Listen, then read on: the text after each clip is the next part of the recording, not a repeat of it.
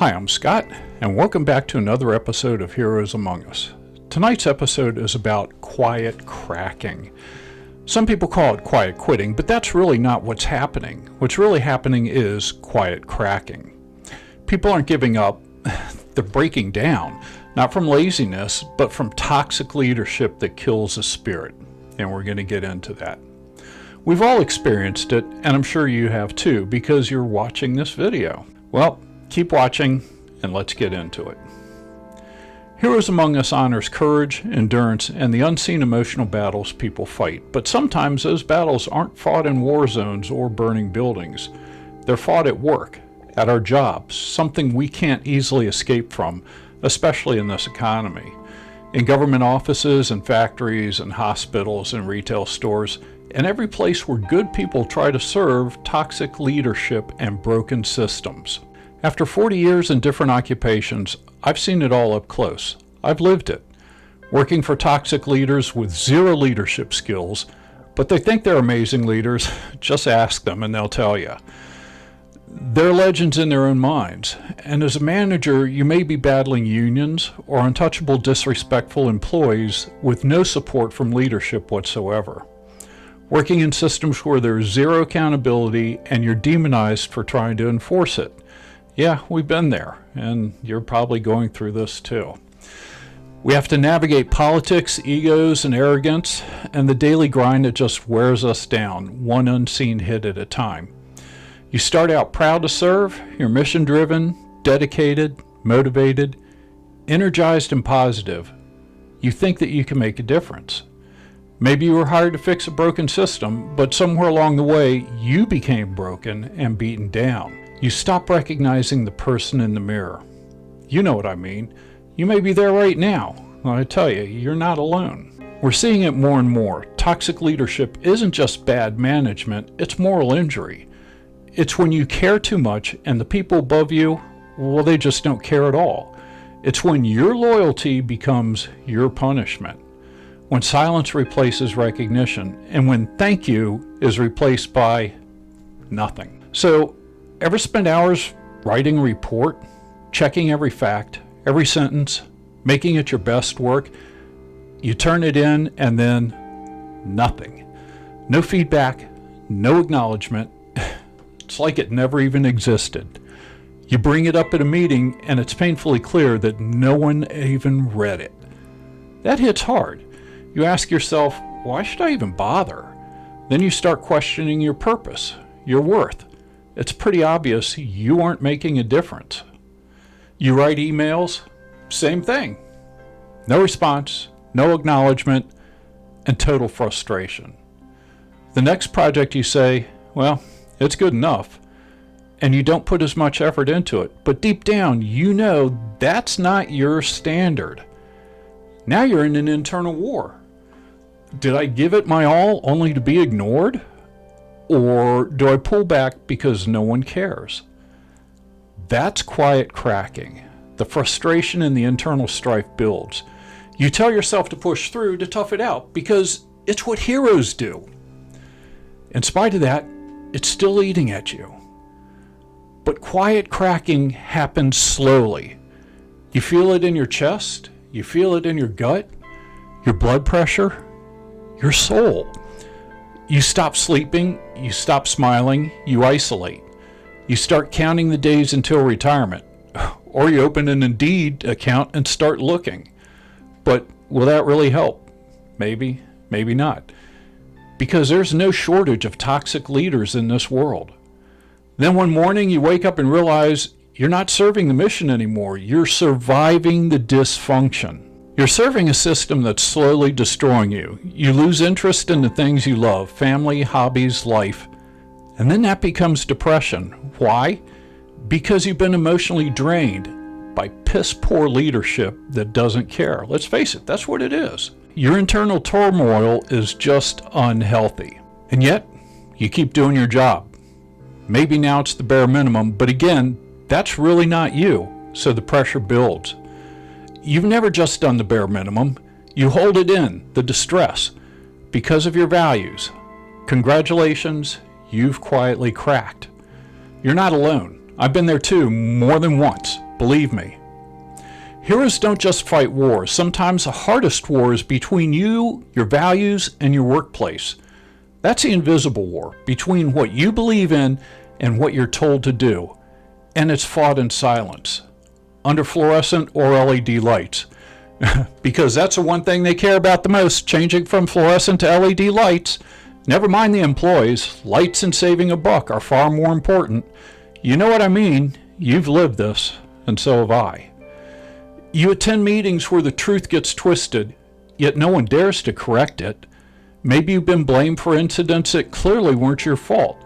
But hey, someone had to take one for the team, right? And you aren't part of the club, so guess what? You're taking the hit. Leadership forgets what leadership means. In fact, they don't even know what leadership means because they're not true leaders.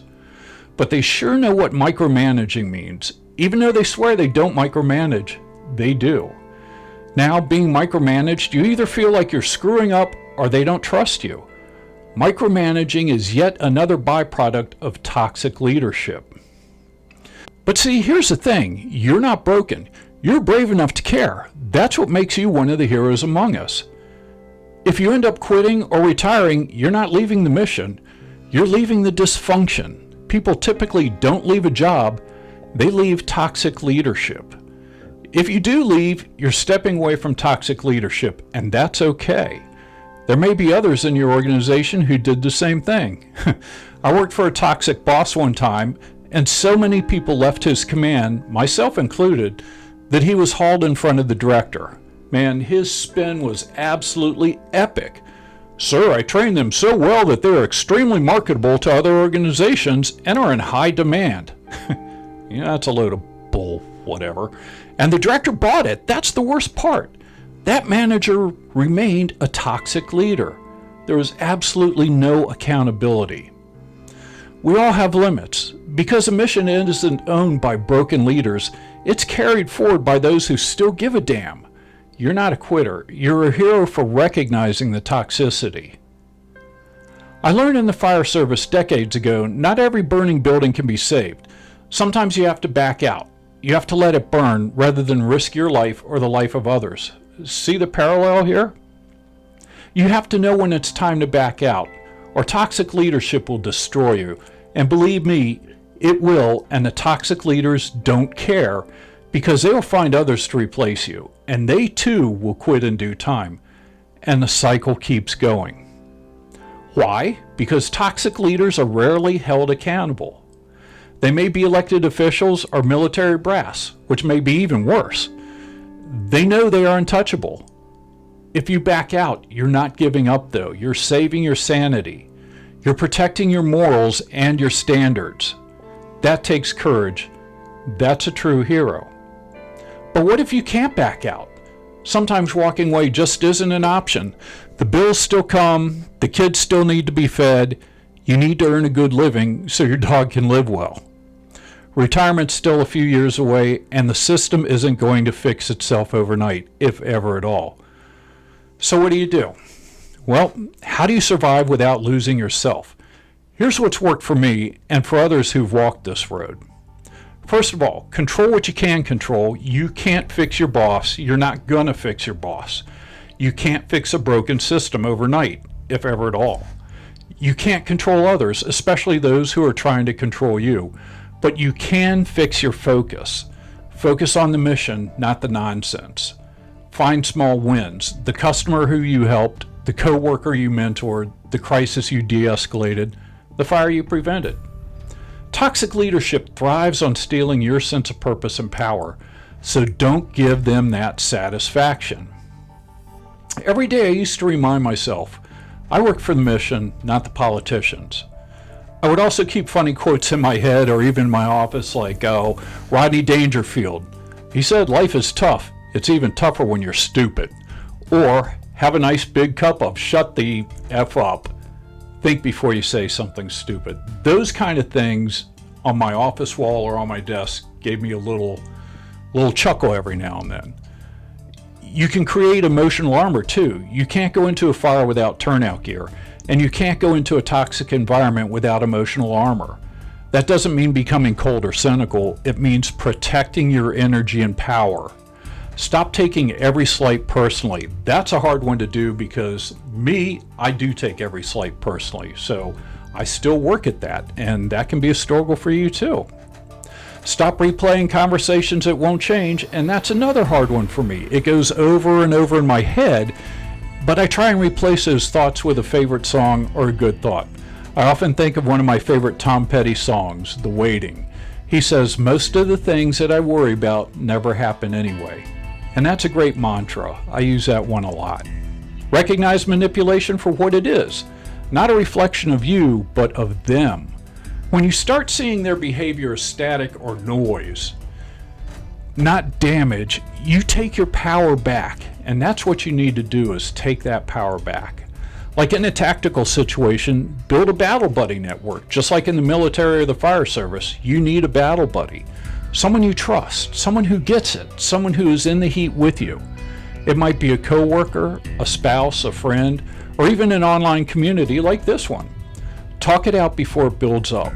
Sometimes a 5-minute vent session can save your sanity. Commiserate with someone. And if your circle doesn't get it, find one that does. We weren't meant to fight these battles alone. And then document. Document, document, document. Don't detonate when things get bad. Your instinct is to blow up, to finally speak your truth. And Lord knows, I've wanted to do that a lot, but I've held my tongue. Sometimes you want to tell someone where to go, but in toxic systems, explosions rarely fix anything. It just doesn't work. So document instead. Keep a calm record, times, dates, what was said. You're not doing it out of revenge. You're doing it for protection. It's your shield, not your sword. And someday that record might save your job, your reputation, or your peace of mind. I've done this for just about every position I've held as a manager, and it's saved my butt more than once. Plus, let me tell you, there is satisfaction in saying, oh, no. That's not what was said. Let me refresh your memory, pal. You get a certain satisfaction out of being able to say that. But when you're in it, it's the little wins that count. And that's not being vengeful, that's holding someone accountable. Protect your identity. Don't let your title become your identity. This can be a tough one too, since all too often we base who we are on what we are. That's how toxic leaders win, when they make you believe your worth begins and ends with your badge, your uniform, or your position. You're more than that. You're a parent, a spouse, a friend, a creator, someone who genuinely cares. When you get home, switch missions. Let your family see the version of you the system doesn't deserve. I had to learn that lesson the hard way. My job isn't who I am, it's what I did while trying to make a difference. Recently, my son and granddaughters and I took a trip to the National Air and Space Museum. As we walked through the museum, I saw project after project that I personally worked on.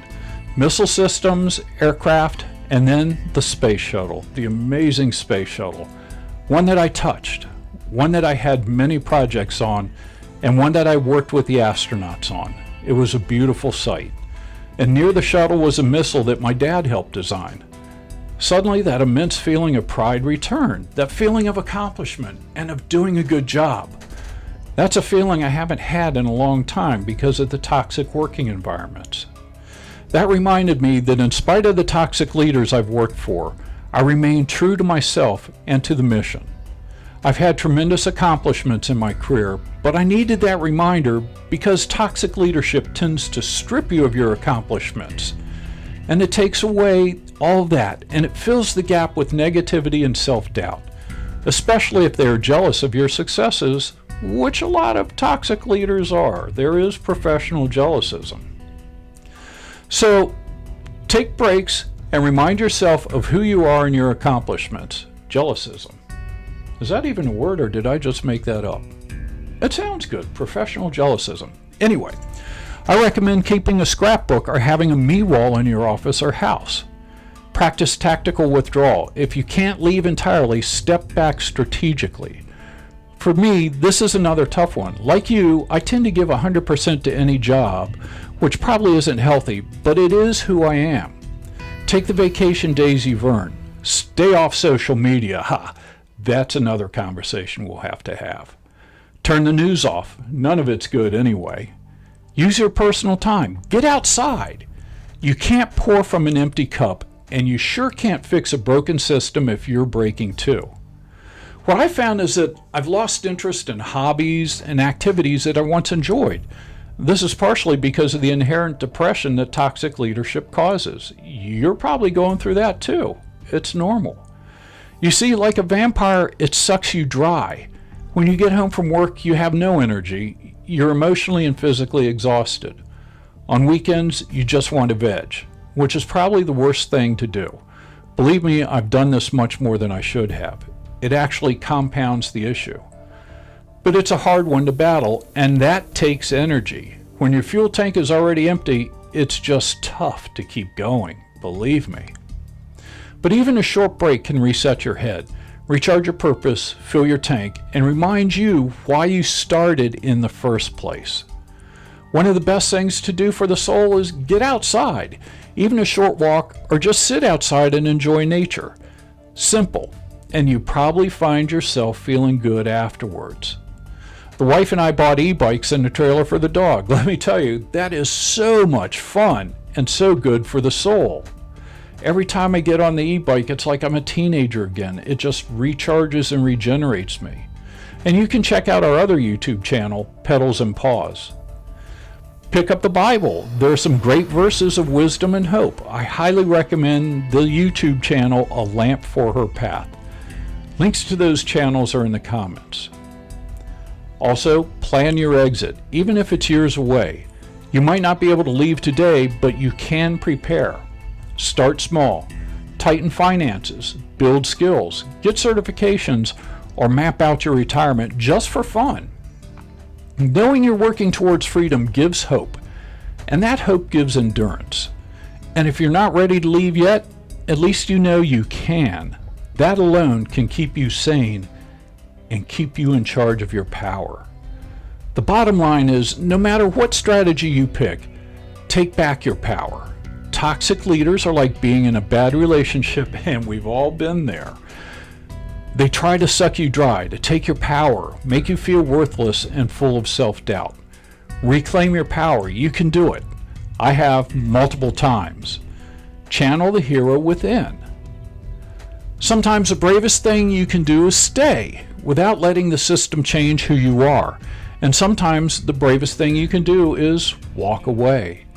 Either way, courage is what gets you through. So you see, heroes just aren't forged in battles. They're forged in boardrooms, in factories, in hospital wards, and in service industries, where good people fight to stay human. This is the unseen war, the one that breaks the toughest, silences the loudest, and leaves even heroes quietly cracking. It's okay. It's human. It's normal for good people with morals and standards. But the story doesn't end there, because endurance and courage still live here, right here, in you, in me, in all of us who have quietly cracked. Let me know your story in the comments. Have you quietly cracked because of toxic leadership? Be sure to like and subscribe, and until next time, remember the heroes among us. Stay safe. God bless.